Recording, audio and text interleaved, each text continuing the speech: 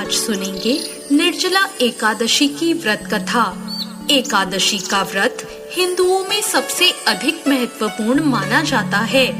वर्ष में 24 एकादशियां आती हैं, किंतु इन सब एकादशियों में ज्येष्ठ शुक्ल एकादशी सबसे बढ़कर फल देने वाली समझी जाती है, क्योंकि इस एक एकादशी का व्रत रखने से पूरे साल की सभी एकादशियों का फल आपको प्राप्त होता है।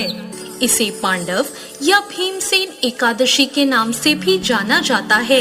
आइए सुनते हैं निर्जला एकादशी की व्रत कथा। एक बार पांडवों में सबसे शक्तिशाली भीमसेन ने व्यास जी से कहा, हे परम बुद्धिमान पितामह, मेरी बात सुनिए। राजा युधिष्ठिर, माता कुंती, द्रौपदी, अर्जुन, नकुल और सहदेव ये सभी एकादशी को कभी भोजन नहीं करते और मुझसे भी हमेशा यही कहते हैं कि भीमसेन एकादशी को तुम भी कुछ नहीं खाया करो, परंतु मैं उन लोगों से यही कहता हूँ कि मुझसे भूख बर्दाश्त नहीं होती। मैं भगवान की शक्ति पूजा आदि तो कर सकता हूँ, दान भी दे सकता हूँ, परंतु भोजन के बिना मैं नहीं रह सकता। इस पर व्यास जी ने कहा, हे भीमसेन, यदि तुम नरक को बुरा और स्वर्ग को अच्छा समझते हो तो हर महीने की दोनों एकादशियों को अन्न मत खाया करो। भीम ने कहा, हे पितामह, मैं तो पहले ही कह चुका हूँ, मैं भूख सहन नहीं कर सकता। यदि वर्ष भर में कोई एक व्रत हो तो मैं उसे रख सकता हूँ, क्योंकि मेरे पेट में व्रत नाम वाली अग्नि है, उसे मैं भोजन करके ही शांत कर सकता हूँ। भोजन करने से वह शांत रहती है, इसलिए पूरा उपवास तो क्या, एक समय भी बिना भोजन के रहना मेरे लिए बहुत कठिन है। इसलिए आप मुझे कोई ऐसा व्रत बताइए जो वर्ष में केवल एक ही बार करना पड़े और मुझे स्वर्ग की प्राप्ति हो जाए। यह सुनकर श्री व्यास जी ने कहा, हे पुत्र, बड़े बड़े ऋषियों ने बहुत से शास्त्र आदि बनाए हैं, जिनसे बिना धन के थोड़े परिश्रम से ही स्वर्ग की प्राप्ति हो सकती है। इसी प्रकार शास्त्रों में बताया गया है कि दोनों पक्षों की एकादशी का व्रत करने से मुक्ति मिल जाती है। श्री व्यास जी के वचन सुनकर भीमसेन नरक में जाने के नाम से भयभीत हो गए और कहने लगे, अब क्या करूं? माह में 2 व्रत तो मैं नहीं कर सकता, लेकिन पूरे वर्ष में एक व्रत करने का प्रयत्न मैं अवश्य कर सकता हूँ।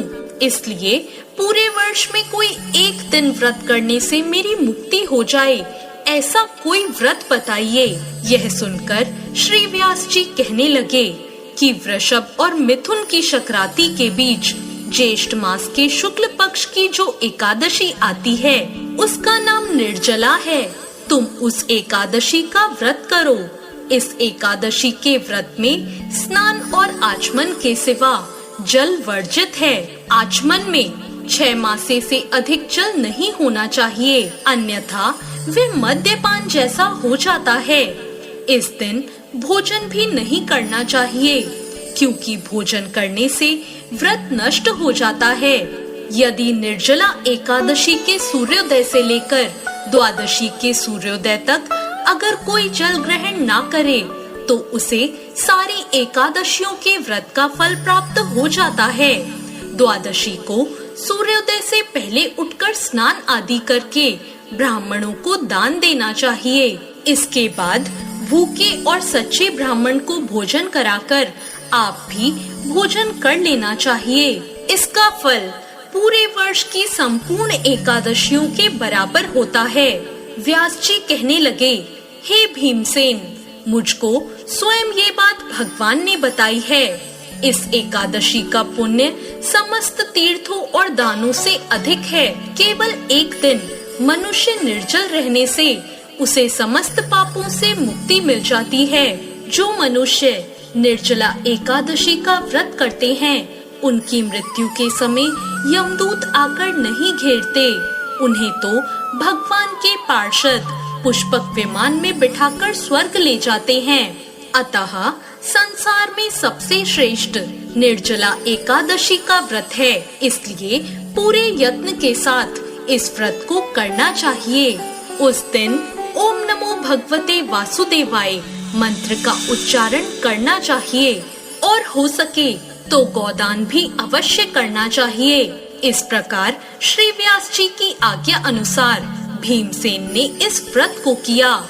इसलिए इस एकादशी को भीमसेनी या पांडव एकादशी भी कहा जाता है।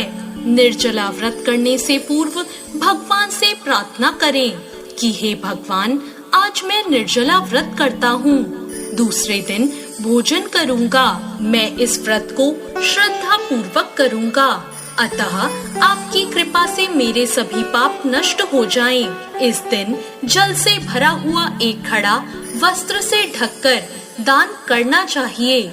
जो लोग इस दिन यज्ञ आदि करते हैं, उनका फल तो वर्णन ही नहीं किया जा सकता। इस एकादशी के व्रत से मनुष्य विष्णु लोक को प्राप्त होता है। जो मनुष्य इस दिन अन्न खाते हैं, वो चंडाल के समान हैं। वे अंत में नरक में जाते हैं। जिसने निर्जला एकादशी का व्रत किया है, चाहे वो ब्रह्म हत्यारा हो, मदिरा पान करता हो, चोरी करता हो या गुरु के साथ द्वेष करता हो, इस व्रत के प्रभाव से वो स्वर्ग जाता है। श्री व्यास जी ने कहा, जो पुरुष या स्त्री इस व्रत को श्रद्धा पूर्वक करते हैं, उन्हें सबसे पहले भगवान का पूजन करना चाहिए, फिर गोदान करना चाहिए और उसके बाद ब्राह्मणों को मिष्ठान व दक्षिणा देनी चाहिए। इसके बाद जल से भरे कलश का दान अवश्य करना चाहिए। निर्जला के दिन अन्न, वस्त्र और जूते आदि का दान भी करना चाहिए। जो मनुष्य भक्ति पूर्वक इस कथा को पढ़ते या सुनते हैं, उन्हें निश्चय ही स्वर्ग की प्राप्ति होती है। तो ये थी निर्जला एकादशी की व्रत कथा। आपको ये कथा कैसी लगी? कमेंट बॉक्स में जरूर बताएं।